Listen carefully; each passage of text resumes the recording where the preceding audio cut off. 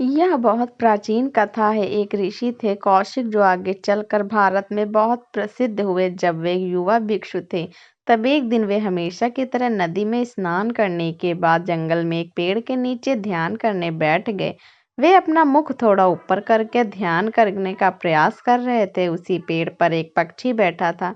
पक्षी ने अपनी गंदगी युवा भिक्षु के मुख पर गिरा दी। यह देखकर युवा भिक्षु को बहुत क्रोध आया, क्योंकि वे अभी अभी नदी से स्नान करके आए थे और ध्यान में डूबने का प्रयास कर रहे थे। लेकिन इस पक्षी की वजह से अब उन्हें फिर से नदी में डुबकी लगानी पड़ेगी। भिक्षु की आंखें क्रोध से लाल हो गई। उन्होंने बड़े क्रोध से पक्षी की ओर देखा और उनकी शक्ति के कारण उन्होंने उस पक्षी को इस प्रकार घोरा कि पक्षी क्षण भर में जलकर राख हो गया। यह देखकर युवा भिक्षु को बड़ी आत्मिक शांति मिली। वे प्रसन्न हुए कि मेरी तपस्या की शक्तियों का कुछ लाभ मिल रहा है। उसने पुनः नदी में स्नान किया और अपनी बैठ गए। दोपहर को वह भोजन मांगने के लिए जंगल के पास वाले गांव में गए। वहां एक घर के बाहर खड़े होकर उसने पुकारा, भिक्षा दो। अंदर से एक स्त्री की आवाज आई, कृपया थोड़ा रुको, मैं थोड़ी देर में आ रही हूँ। यह सुनकर युवा भिक्षु क्रोधित हो गया, क्योंकि आज सुबह उसने एक पक्षी को जलाकर राख कर दिया था जिसने उसे सुबह सुबह परेशान किया था। इस घटना ने उसके आध्यात्मिक अभिमान को हवा दे दी थी और वे भी जोर से चिल्लाया, भिक्षा दो। फिर से उसी स्त्री की आवाज अंदर से आई, मैंने कहा कृपया थोड़ा रुको, मैं आ रही हूँ। यह सुनकर युवा भिक्षु और अधिक क्रोध से भर गया और वह स्त्री को जोर से चिल्लाया, भिक्षा दो। वह चिल्लाता रहा। तभी अंदर से एक महिला हाथ में भोजन की थाली लेकर निकली। युवा भिक्षु ने उस पर चिल्लाते हुए कहा, मैं दिव्य शक्तियों वाली एक महान भिक्षु हूँ। तुम मुझ जैसे भिक्षु को प्रतीक्षा कराने की हिम्मत कैसे कर रही हो? इस पर महिला ने कहा, आपको इतनी जल्दी क्यों है? मैं अपने पति को भोजन करा रही थी। वह दोनों आंखों से अंधे हैं, कुछ भी नहीं देख सकते, लेकिन तुम थोड़ा इंतजार तो कर रहे हो ना। युवा भिक्षु ने महिला को गुस्से से देखा। महिला ने कहा, तुम मुझे ऐसे मत घूरो, मैं कोई पक्षी नहीं हूँ जो जलकर राख हो जाऊंगी। यह सुनकर युवा भिक्षु की आंखें की फटी रह गई। उसने पूछा, लेकिन तुम्हें यह कैसे पता? महिला ने कहा, कोई बात नहीं, तुम मुझे ऐसे मत घोरो। भिक्षु ने सोचा कि उस घने जंगल में तो कोई भी नहीं था, फिर यह महिला को उस पक्षी के बारे में कैसे पता चला? उसने पूछा, कृपया बताओ कि तुम्हें यह कैसे पता चला? कि महिला ने कहा, मैंने कहा था इससे कोई फर्क नहीं पड़ता। तुम अभी घमंड में भरे हो, इस हालत में तो तुम कुछ सीख भी नहीं सकते। साधु ने हाथ जोड़कर कहा, फिर तुम मुझे भी अपने शिष्य बना लो। महिला बोली, मैं गृहिणी हूँ, मैं किसी को अपनी शिष्य नहीं बनाती, लेकिन मैं तुम्हें अपने गुरु का पता जरूर बता सकती हूँ। तुम उनके शिष्य बन सकते हो। महिला ने युवा साधु को अपने गुरु का पता बताया।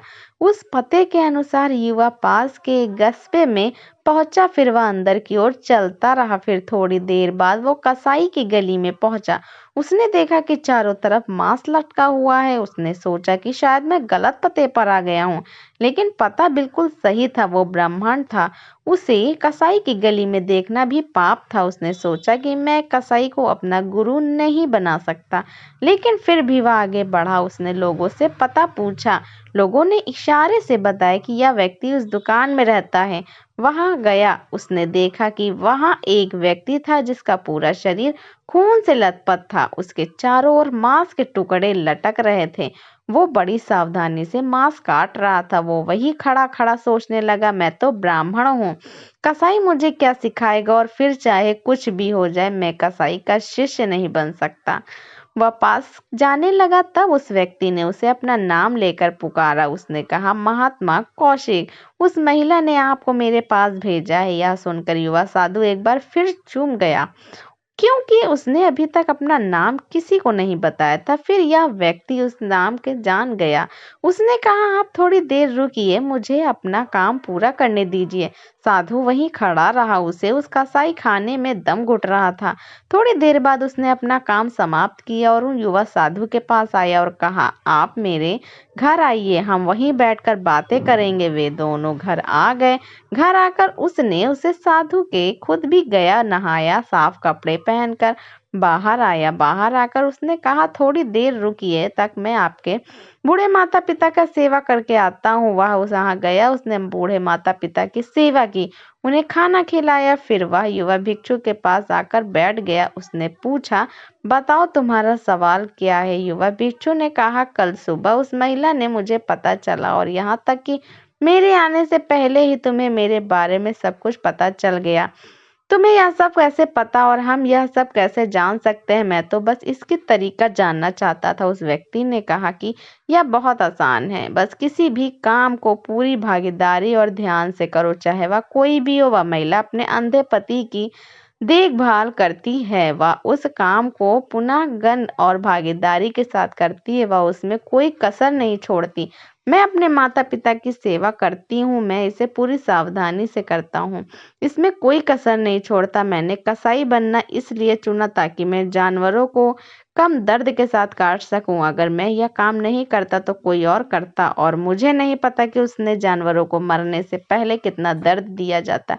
मुझे लगता है मैं यह काम सबसे अच्छे तरीके से कर सकता हूँ, इसलिए कुछ भी करो लेकिन इसे पूरी करुणा, भागीदारी और ध्यान के साथ करो। जब हम ऐसा कुछ करें तो हमारे अपने विचार शांत हो जाते हैं। जब हमारे अपने विचार शांत हो जाते हैं तो जो भी लोग हमारे आसपास हैं, हम उनके मन में विचारों को भी पढ़ सकते हैं और उनके बारे में जान सकते हैं, जैसे उस महिला ने आपके विचारों को पढ़ लिया था। दोस्तों, हम इस कहानी से यह सीखने को मिलता है कि हम जो भी करें उसे